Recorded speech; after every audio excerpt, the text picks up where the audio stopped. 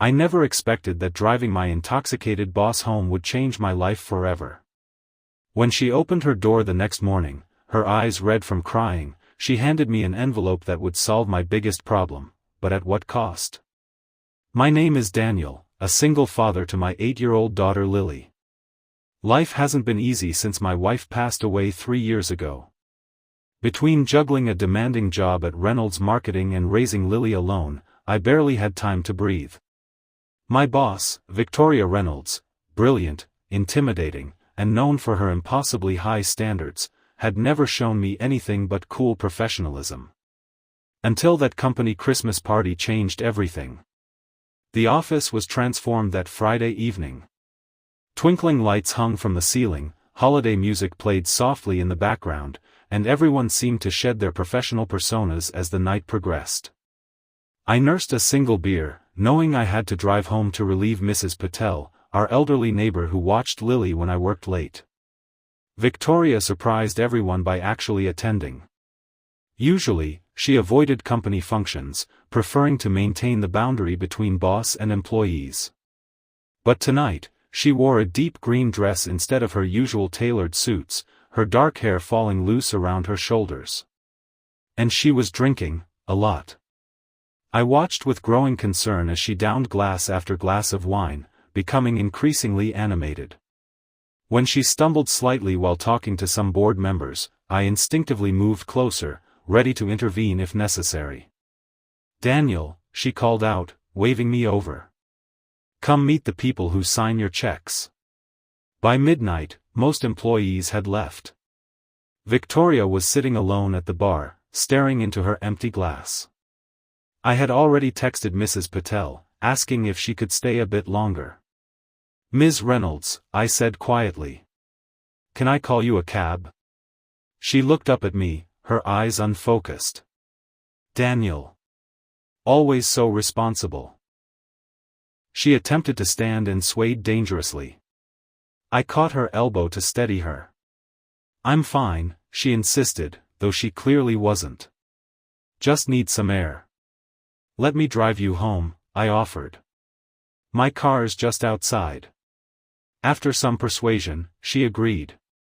The drive to her upscale apartment was mostly silent, except for her occasional directions. When we arrived, she fumbled with her purse, unable to find her keys. "Come up with me," she said suddenly. "I need to tell you something important." Every instinct told me to decline, to maintain professional boundaries. But something in her voice, a vulnerability I'd never heard before, made me park the car and help her to her door. Inside her immaculate apartment, Victoria collapsed onto her sofa. "You must think I'm pathetic," she said, her voice barely audible. "Of course not," I replied, filling a glass with water from her kitchen. "Everyone has rough nights." "Not me," she said bitterly. "I'm Victoria Reynolds.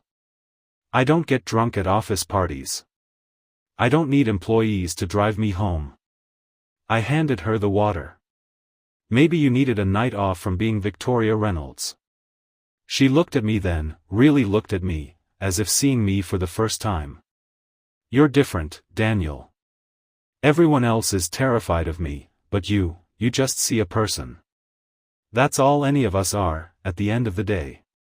She took a long drink of water. "I know about your daughter," she said suddenly. "About your wife." I stiffened. "I rarely discussed my personal life at work. HR files," she explained. "I read them all. Single father, widower." She paused. "I also know you've been turned down twice for promotion, despite excellent performance reviews." My heart raced. Was this why she'd asked me up? To discuss my career while intoxicated? "You leave exactly at 5 every day," she continued. "Never stay for after-hours meetings. Never join client dinners." "I have responsibilities at home," I said, a defensive edge creeping into my voice. "I know," she said softly. "That's why I've been blocking your promotions." The words hit me like a physical blow. I'd been struggling financially, desperately needing that promotion, the raise that would come with it.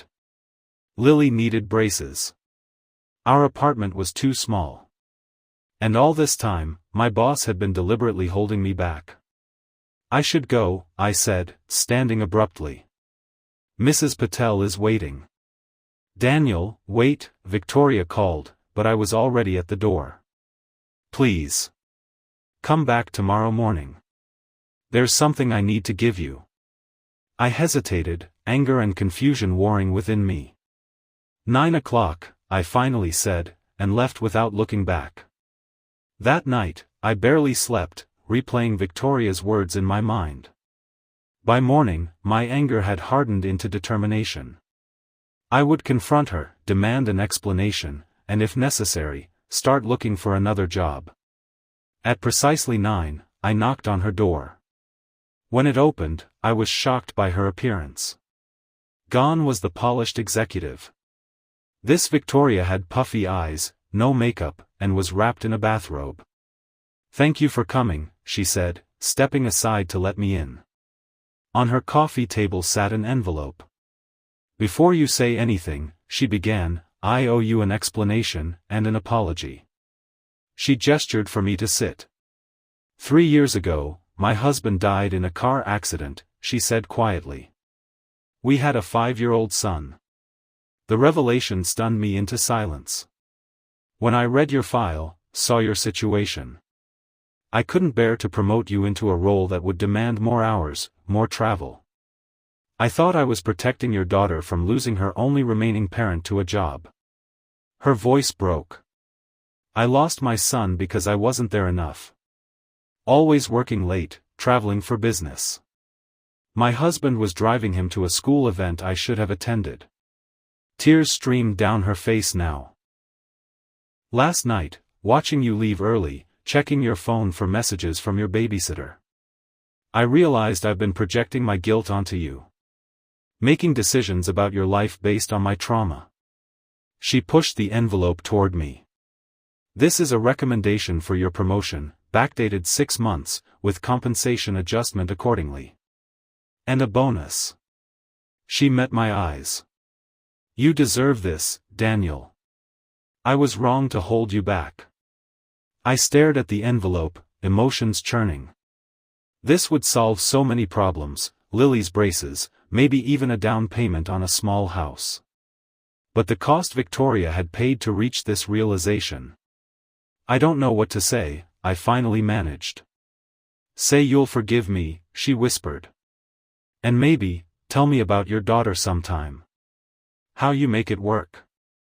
In that moment, looking at this broken, vulnerable woman who had been carrying such pain behind her intimidating facade, I understood something profound about judgment and assumptions. I will, I said. And maybe you could tell me about your son. She nodded, a small, sad smile touching her lips.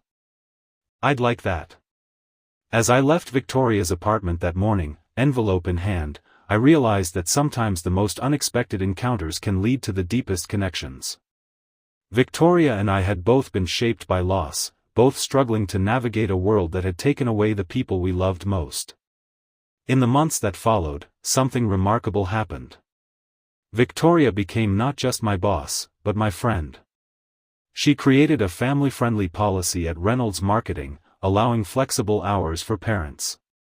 She came to Lily's school play, sitting awkwardly among the other parents, but beaming with genuine pride when my daughter delivered her lines perfectly. And I helped her establish a scholarship foundation in her son's name, giving educational opportunities to children who had lost parents. Life still isn't easy. I still struggle with being both mother and father to Lily. Victoria still has days when grief overwhelms her. But we've learned that sharing our burdens makes them lighter, that understanding can grow from the most painful experiences. If you've ever judged someone without knowing their story, or carried a burden you thought no one could understand, remember this: behind every cold exterior might be a heart that's been broken. Behind every perfect facade might be someone fighting battles you cannot see. Like this video if you've ever found connection in an unexpected place.